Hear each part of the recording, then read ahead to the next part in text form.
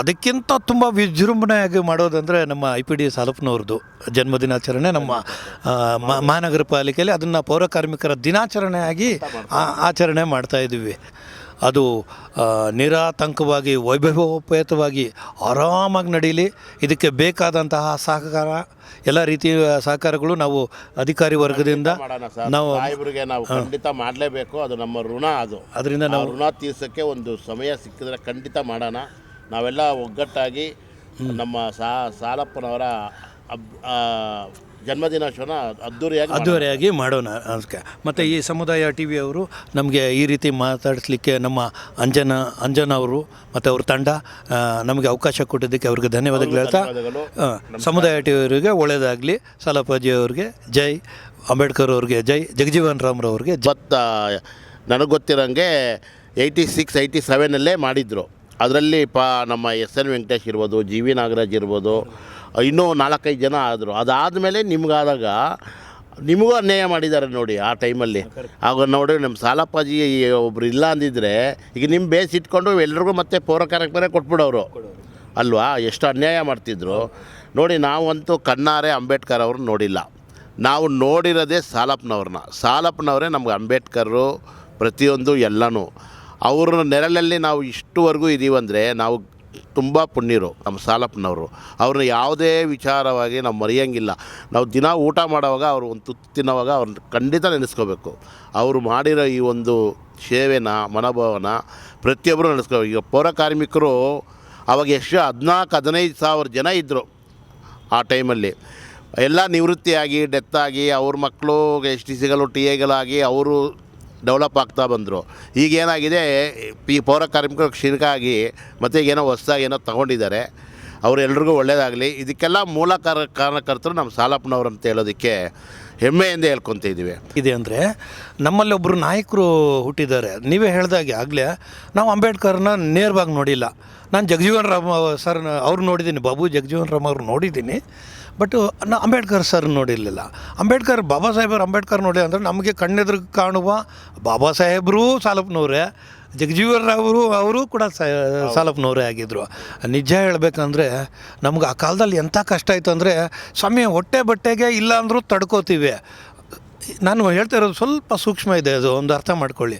ನಾವು ಹೊಟ್ಟೆ ಬಟ್ಟೆಗಿಲ್ದಿದ್ರು ಹೆಂಗೋ ತಡ್ಕೋತೀವಿ. ಆದರೆ ಜಲಬಾಧೆ ಮಲಬಾಧೆ ಬಂದಾಗ ಅದನ್ನು ತೀರಿಸ್ಕೊಳ್ಳೋಕ್ಕೆ ನಮಗೆ ಎಲ್ಲೂ ಕಕ್ಕಸುಗಳು ಇರಲಿಲ್ಲ ಸ್ವಾಮಿ. ಹೋಗೋದಕ್ಕೆ ಜಾಗನೇ ಇರಲಿಲ್ಲ ಬಿಡಿ. ಆದರೂ ಟಾಯ್ಲೆಟ್ಸು ರಿಚ್ ಆಗಿದ್ದೀವಿ. ಆವಾಗ ಬಾತ್ರೂಮ್ಗೆ ಹೋಗಬೇಕು ಅಂದರೆ ಎಷ್ಟೋ ಒಂದು 100-150 ಮೀಟ್ರ್ ಓಡಬೇಕಾಗಿತ್ತು ಬೆಳಗಿನ ಜಾವ. ಅದು ಏನೋ ಕತ್ಲೆಯಲ್ಲಿ ಹೋಗಿ ಬೆಳಕಾಗುವಷ್ಟರೊಳಗೆ ನಾವು ವಿಸರ್ಜನೆ ಮಾಡ್ಕೊಂಡು ಬರಬೇಕಾಗಿತ್ತು. ಅಂಥ ಪರಿಸ್ಥಿತಿಯಲ್ಲಿ ಇದ್ವಿ. ಇದಕ್ಕೆಲ್ಲ ಸಾಹೇಬರು MLA ಆದಮೇಲೆ ಒಂದೊಂದೇ ಈ ನಮ್ಮ ಜನಕ್ಕೆ ಎಷ್ಟು ಅನುಕೂಲ ಮಾಡಿಕೊಟ್ರು ಅನ್ನೋದನ್ನು ತಾವು ಕಣ್ಣಾರೆ ಕಂಡಿದ್ದೀರಾ. ಅದ್ರ ಬಗ್ಗೆ ಎಕ್ಸ್ಪ್ಲೇನ್ ಮಾಡಿ ಸರ್. ಸರ್, ಇದು ಏನಾಗಿದೆ ಅಂದರೆ, ಈಗ ನೋಡಿ, ನಾನು ಈಗ ಇಲ್ಲಿ ಕೂಡ ಅಷ್ಟೇ ಗುಟ್ಮೇದ ಅಂದರೆ ಅವರು ಟಾಯ್ಲೆಟ್ಸ್ಗೆ ಹೋಗ್ಬೇಕಾದ್ರೆ ಈಗ ಪಕ್ಕದ ಕೆರೆ ಅಲ್ಲೆಲ್ಲೋ ಇದು ಅಲ್ಲಿ ಹಾವುಗಳು ಕಚ್ತಾ ಇದ್ದಿದ್ದು, ಅಲ್ಲಿ ಯಾರೋ ನಮ್ಮ ಹೆಣ್ಮಕ್ಳಿಗೆ ತೊಂದರೆ ಕೊಡ್ತಾಯಿದ್ರು. ಎಗವಿಂಡ್ಲಿಗೆ ಬಂದರೆ ಅಲ್ಲಿ ಗುರಾಲ್ ಗುಂತಲಲ್ಲಿ ಅಲ್ಲಿ ಕಕ್ಸಾಲಿತ್ತು, ಅದಕ್ಕೆ ಬಾಗಿಲಿರಲಿಲ್ಲ, ಹೆಣ್ಮಕ್ಳೆಲ್ಲ ಒದ್ದಾಡ್ಕೊಂಡಿರೋರು. ಇನ್ನು ಹಂಗೆ ಪುಲ್ ತೋಟಕ್ಕೆ ಹೋದರೆ ಅಲ್ಲೂ ಇರಲಿಲ್ಲ. ಹೀಗೆ ಎಲ್ಲ ಕಡೆನೂ ಒಂದು ಸಮಸ್ಯೆಗಳಿತ್ತು. ಸಾಹೇಬರು ಅವಾಗ ಒಂದು ಇದರಲ್ಲಿ ಒಂದು ದೊಡ್ಡ ಮನಸ್ಸು ಮಾಡಿ ಮನೆಗೊಂದು ಕಕ್ಕಸು ಅಂತೇಳಿ ಒಂದು ಯೋಜನೆ ತಂದ್ರು ನೋಡಿ. 80s ಬಂದ್ಬಿಡ್ತಾರೆ BJP ಅವರು. ನಮ್ಮ ಸಾಹೇಬರು ಆವಾಗಲೇ ಇತ್ತು ಅವ್ರಿಗೆ. ಒಂದು ಮನೆಗೆ ಒಂದು ಟಾಯ್ಲೆಟು, ಮನೆ ಇರೋರೆಲ್ಲ ಓದಬೇಕು ಅನ್ನೋದನ್ನ ಕಾನ್ಸೆಪ್ಟು ನಮ್ಮ ಸಾಲಪ್ಪ ಸಾಹೇಬರು 80s 79 ಮಾಡಿದರು. ಬಟ್ ಇದು ಯಾರೂ ಗೊತ್ತಿಲ್ಲ ಅಷ್ಟೇ. ಈಗ ಮಾತಾಡ್ತಾ ನಮಗೂ ಎಲ್ಲ ಗೊತ್ತಾಗ್ತಾ ಇದೆ. ಹೇಳಿ ಸರ್. ಸೊ ಈ ಥರ ಕಕ್ಕಸುಗಳಿಗೆ ಒಂದು ದೊಡ್ಡ ಸಮಸ್ಯೆ ಆಗ್ತು. ಊಟ ಇಲ್ದಿದ್ರೆ ತಡ್ಕೋತಿದ್ವಿ. ಬಟ್ ಏನಂದರೆ ಶೌಚಕ್ಕೆ ಹೋಗದೇ ಇರೋದಂದರೆ ಜಲಬಾಧೆ ಮಲಬಾಧೆನ ತೀರಿಸ್ಕೊಳ್ಳೋಕ್ಕೆ ಭಾಳ ಕಷ್ಟ ಆಗ್ತಿತ್ತು. ಅದು ನಾವಿಂಥ ಸಿಟಿಲಿದ್ರು ಕೂಡ ಅಂಥದ್ದೊಂದು ಪ್ರಾಜೆಕ್ಟ್ ಬಂದು ಮನೆಗೊಂದು ಕಕ್ಕಸ್ ಅಂತ ಕಟ್ಟಿಸ್ಕೊಳ್ಳೋಕೆ ಬಂದಾಗ ಅಲ್ಲಿ ಕೂಡ ನಮ್ಮ ಟೆಂಡ್ರು ತೊಗೊಂಡಿರೋರು ಏನೇನೋ ಮಾಡಿದ್ರು. ಕರೆಕ್ಟಾಗಿ ನನಗೆ ನೆನಪಿದೆ. ನಮ್ಮ ಮನೆ ಫಸ್ಟ್ ಮನೆ, ಎರಡನೇ ಮನೆ ನಮ್ಮದು. ಅಲ್ಲಿಗೆ ಬಂದಾಗ ಇವರೇನೇನೋ ಹಾಕಿದ್ರಲ್ಲ, ಅದು ಕಾಂಕ್ರೀಟ್ ಎಲ್ಲ ಹಾಕಿದ್ರೆ ಬಂದು ಸಾಲಪ್ಪನವ್ರು ಬಂದು ನಮ್ಮ ಕಡೆ ಬಂದರು. ಏರಾ ಪೋತಣ್ಣ ಅಂದರು, ಅಣ್ಣ ಕಟ್ತಾಂಡಾರನ ಅಂತ. ಸುಮ್ಮನೆ ಹಿಂಗೆ ಒದ್ದು ಕೂಡಲೇ ಅದು ಹಂಗೆ ನೆನ್ನೆ ಕಟ್ಟಿದ್ದು ಇವತ್ತು ಹಂಗೆ ಹೋಗ್ಬಿಡ್ತು. ಏನೋ ಇಂಥ ಕಳಪೆ ಕಾಮಗಾರಿ ಮಾಡ್ತೀನಿ ನಾನು ಅಂತೇಳಿ ಅವ್ರನ್ನೆಲ್ಲ ಕೂಗಾಡಿ ಆಮೇಲೆ ಮಾಡಿ ಕಾಂಟ್ರಾಕ್ಟ್ರಿಗೆಲ್ಲ ಬೈದು ಆಮೇಲೆ ಸುಭದ್ರವಾದ ಎಲ್ರಿಗೂ ಮನೆಗೊಂದು ಪಾಯ್ಖಾನೆ ಅಂತೇಳಿ ಆ ಕಾಲದಲ್ಲಿ ಸಾಲಪ್ಪಾಜಿ ಅವ್ರು ಮಾಡಿದ್ದು.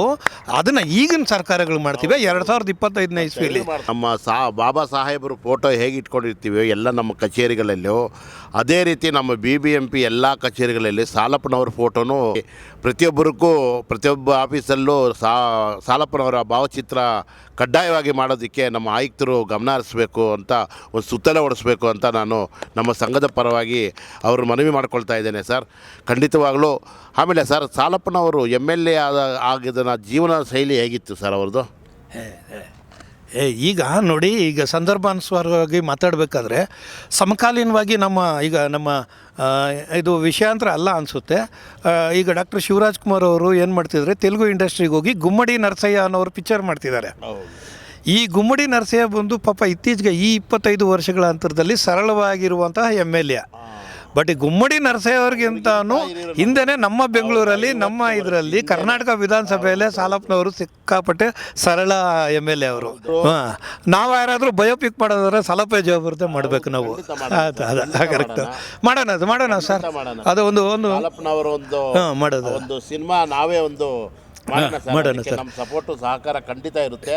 ದಯವಿಟ್ಟು ಒಂದು ಸ್ಕ್ರಿಪ್ಟ್ ರೆಡಿ ಮಾಡಿ, ನಾನು ರೆಡಿ ಮಾಡ್ತೀನಿ.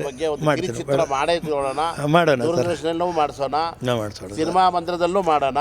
ಅವ್ರ ಬಗ್ಗೆ ಒಂದಷ್ಟು ಜನಕ್ಕೆ ಅವೇರ್ನೆಸ್ ಆದ್ರೂ ಮಾಡೋಣ ಸರ್. ಯಾವ ಕ್ಷಣದಲ್ಲಿ ಕ್ವಶನ್ ಕೇಳಿದ್ರು ನೋಡಿ, ಗುಮ್ಮಡಿ ನರಸಯ್ಯ ಟು ನಮ್ಗೆ ಇಲ್ಲಿಗೆ ಬಂದ್ಬಿಡ್ತು. ಆ್ಯಕ್ಚುಲಿ ಅವ್ರಿಗಿಂತ ಸಿಂಪಲ್ IPD ಸಾಲಪಾಟು ಗುಮ್ಮಡಿ ನರಸಯ್ಯಗೆ ಆಗಬೇಕು. ಓಕೆ ಸರ್, ಅದೇ ಕರೆಕ್ಟ್. ಸಮುದಾಯ TV ಮುಖಾಂತರ ನಮ್ಮ IPD ಸಾಲಪ್ಪನವರ ಜನ್ಮದಿನೋತ್ಸವ ನಡೀತಾ ಇದೆ 11ನೇ ತಾರೀಕು.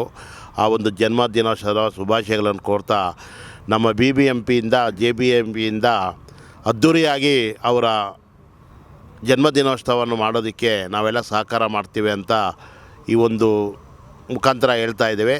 ಜೈ ಭೀಮ್, ಜೈ ಸಾಲಪ್ಪ, ಜೈ ಸಾಲಪ್ಪ, ಜೈ ಸಾಲಪ್ಪ. ನಮ್ಮ ಬಾಬಾ ಸಾಹೇಬ್ರ ಏನು ಜನ್ಮದಿನಾಚರಣೆನ ನಾವು ಅದ್ಧೂರಿಯಾಗಿ ಮಾಡ್ತೀವಿ ಮಹಾನಗರ ಪಾಲಿಕೆಯಲ್ಲಿ. ಅದರ ನಂತರ ಅದಕ್ಕಿಂತ ತುಂಬ ವಿಜೃಂಭಣೆಯಾಗಿ ಮಾಡೋದಂದರೆ ನಮ್ಮ IPD ಸಾಲಪ್ಪನವ್ರದ್ದು ಜನ್ಮದಿನಾಚರಣೆ ನಮ್ಮ ಮಹಾನಗರ ಪಾಲಿಕೆಯಲ್ಲಿ. ಅದನ್ನು ಪೌರ ಕಾರ್ಮಿಕರ ದಿನಾಚರಣೆಯಾಗಿ ಆಚರಣೆ ಮಾಡ್ತಾಯಿದ್ದೀವಿ. ಹಾಗಾಗಿ ಈ ಪ್ರತಿ ವರ್ಷವೂ ಕೂಡ ನಾವು ಭಾಗವಹಿಸ್ತಾ ಇದ್ದೀವಿ. ಈ ವರ್ಷ ಏನು ಬರ್ತಾಯಿದೆ, ಏನು ಸಾಲಪ್ಪಾಜಿಯವರ ಜನ್ಮದಿನಾಚರಣೆ, ಅದು ನಿರಾತಂಕವಾಗಿ ವೈಭವೋಪೇತವಾಗಿ ಆರಾಮಾಗಿ ನಡೀಲಿ.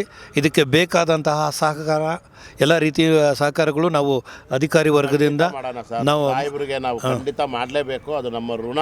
ಅದರಿಂದ ನಾವು ಋಣ ತೀರ್ಸೋಕ್ಕೆ ಒಂದು ಸಮಯ ಸಿಕ್ಕಿದ್ರೆ ಖಂಡಿತ ಮಾಡೋಣ. ನಾವೆಲ್ಲ ಒಗ್ಗಟ್ಟಾಗಿ ನಮ್ಮ ಸಾಲಪ್ಪನವರ